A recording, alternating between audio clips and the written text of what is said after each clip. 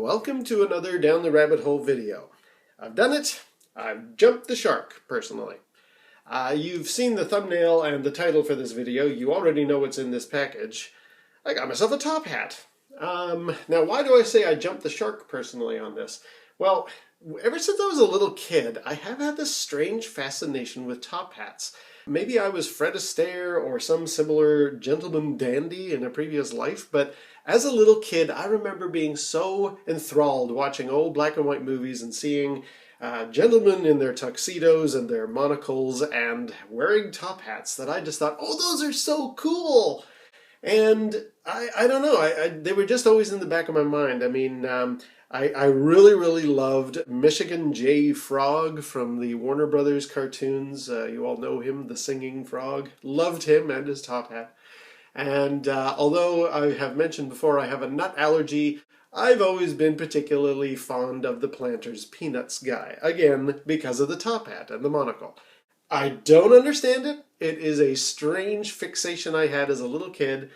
And I remember in like 1973, 1974, I can't remember, my parents and I went to Disneyland, and this is like early, 70s Disneyland, where you didn't have great gobs of merchandising like you have now. You had your t-shirts and your little beanie hats with the Mickey Mouse ears and all that kind of stuff. But I remember in one area where we used to have breakfast all the time, there was a hat store nearby, and it was sort of an oldie-timey, pseudo-cartoonish hat store. I mean, it had genuine proper hats in it, but it looked kind of fanciful. It was in keeping with the Disney theme. And I remember seeing a top hat on one of the little heads in the window, and I remember going into the store and asking the lady, "How much is the top hat?" And she told me, and I will never forget this, it's $100, and that's in 1973 money. And as a kid, that blew me away because I don't think I grasped the concept that something could be $100. So yeah, the top hat remained out of my reach forever. I always played the top hat when I played Monopoly, by the way, just for that exact reason. Everybody liked the car, not me. I was the top hat kid. Now, I've never really gotten into hats. Ironically, recently I have, for various reasons. But the top hat had always been kind of one of those things, you're never going to buy that. It's a ridiculous item. Why do you need a top hat? I mean, at least a hat you can wear in hot, sunny weather totally makes sense. You've seen in my Warrior video, I got a strange kind of knight's helm that's actually a stitched together yarn piece that actually keeps me warm in the winter. So these are hats that serve purposes and are useful. A top hat? That's useless. That's completely pointless. Why would you ever get a top hat? I do, in fact, have a reason to get a top hat. And I'm not going to say why yet. It's actually for a project, a thing I'm going to be working on in the summertime, and there will be a video about it, so I will not actually specify why I got this. Now, I looked online to see what kind of top hats are out there. You can buy really crummy, cheap, like $20 magician's hats off eBay, which are not the best quality, mostly used for kids, for magician playing around. Or you can go to the opposite extreme, where you can get proper silk or fur-lined top hats in the hundreds and hundreds of dollar value range. So neither extreme really worked for me. I just thought, okay, well, I'll keep an eye on eBay or various other places and see if anybody's selling a top hat with, a little bit of history to it personally and not an excessive amount of money. And they kept showing up. There were quite a few that I could pick up, and some were of a reasonable price tag, like $40 or so. But the shipping on all of them was knocking it up to, again, about the $100 range. And I just thought, okay, forget it. And months went by. And as I'm looking toward summertime rolling toward us on this project of mine, I began to get a little bit antsy about, am I going to get a top hat in time for this thing? And then I saw this one, which was on eBay, and unlike most of the top hats I had been keeping an eye on, this one had a buy it now price on it. I mean, it had bids going toward it, and I think it was in the $20 or $30 range at the time.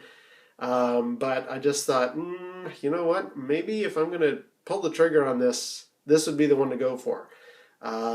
And then luckily, my dad gave me $100 for my birthday, and I thought, well, hey, that just totally takes the sting out of it. And in a weird roundabout circular way, I've got my $100 from way back in 1973 to walk into the hat store and get my top hat. So I've got it. I ordered it. It's here. Let's unbox it. One thing before I do so, there's a very specific type of top hat in here. This box is very flat. This is one of those collapsing top hats, you know, you always see in the movies where it's all squished down and somebody just taps their finger and it pops right open. So that's what we've got here, a collapsible top hat. I'm looking forward to trying this thing on. That had been another factor. Because I'm going to be using this for something, I need it to be able to store away. So yes, it has to be squishable. And apparently, historically, the reason they had top hats that were actually collapsible like this was when gentlemen dandies would take their ladies to the opera. It would be quite annoying to have all these top hats in the audience, so they had little shelves in front of the chair in front of the gentleman where he could squish his hat down like this and then just slide it into the shelf, and then when he's done, take it back out, pop it open, put it on his head, and call for a driver. So yeah, that's why I got this collapsible top hat. Now, a problem, if you will, with getting a collapsible one is that means it's got a mechanism inside or something. I'm not really sure. I'm interested to open this thing up and see how it works. But I've looked at antique collapsible top hats, and some mention that the mechanism is getting a little old in the tooth, or long in the tooth. It's a little old. And I was thinking, well, do I want to get then a brand new top hat so that if there's any danger of this thing never popping open, that's reduced by the fact that I'm buying something brand new as opposed to an antique. An antique might just die on me. But anyway, let's open this one up and hope that it pops open. So I'm going to unbox it here. It's in a priority mail thing, so luckily I just have to pull the tab here.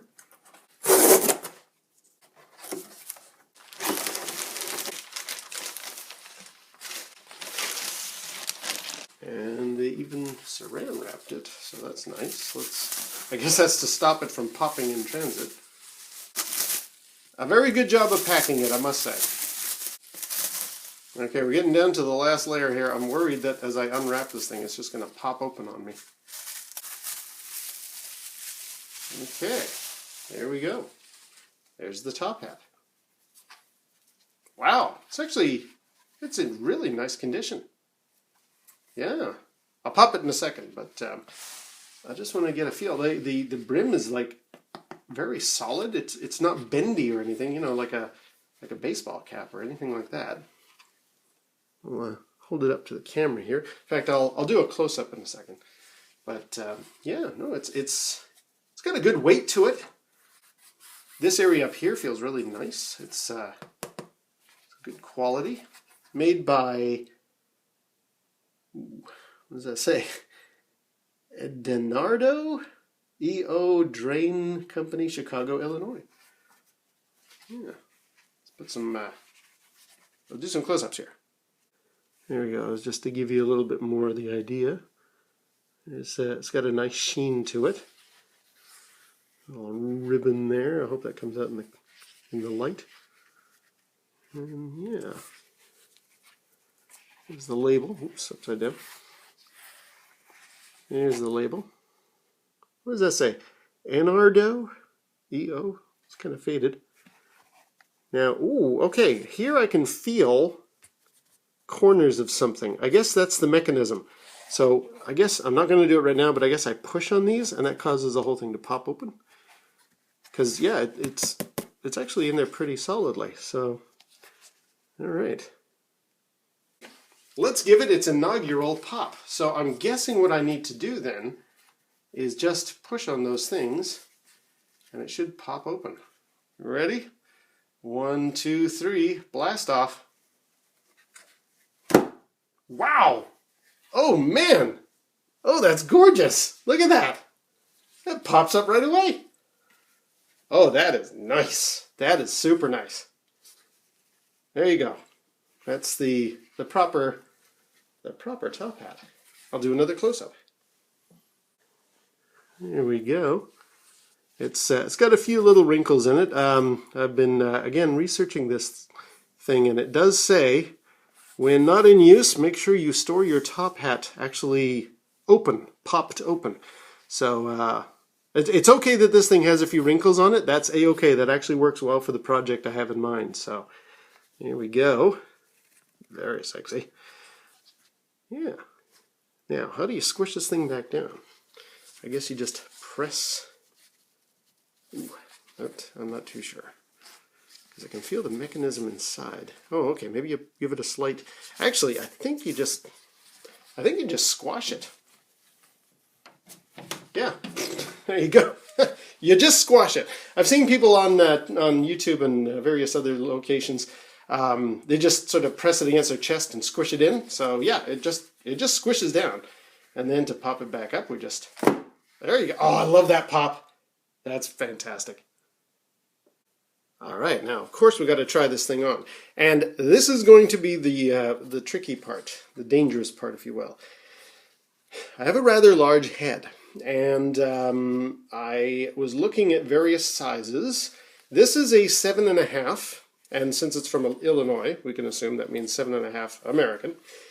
I have heard conflicting results about whether or not that is going to fit my noggin. I did measure around the circumference of my head, basically this area here, and it was 59 centimeters or 22 inches, which a 7.5 should fit, more 7 3/8.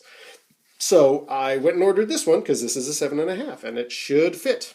However, there were two videos that kind of stood out to me as to whether or not this is in fact going to work. The first video was a guy selling his top hat, and he said he really, really loved it, great quality. However, it's only a 7.5. It's too small to fit him. And I thought, oh no, so 7.5 is too small? And I noticed he had a British accent, so I thought, oh, okay, maybe that's a 7.5 like the British measurement. But he said, no, it's an American-made hat. Darn it! So 7.5 is kind of small, apparently, U.S. size. However, then I saw another video, an African-American lady who had interesting techniques for hat stretching. She said that she has, I mean, she's got big, beautiful hair, but in addition to that, she totally admits it herself. She has a very large head herself. And she said even 7.5 hats that she buys in the stores are too small for her head, for her huge head. And she said, and 7.5 is a large men's size hat. So this is a 7.5. Does it fit? Let's find out. Now, the big question. Does it fit? It looks like it will. Let's try it out. And to quote Fred Astaire, I'm putting on my top hat, tying up my white tie, brushing off my tails. Okay, I don't have a white tie, just a black one, but how does it fit? You know what? It's pretty good, actually. It's, yeah. Oh, actually, yes, it fits. Now, it's a little tight here and a little baggy here. It could almost do with like a squish forward, but you know what? I think I'm just going to leave it like that. I think this is really awesome. I've got a top hat, and it fits. And it fits nicely. Oh, it's beautiful quality. I'm very, very happy with my top hat. I've jumped the shark.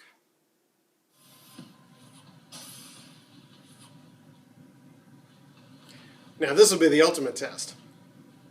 Nice suit. Thank you. Captain, I will be standing by to assist you if needed. I've always wanted to do this. Computer, tell me, is the program still running? Affirmative. You may enter. Data, shall we go? Gentlemen.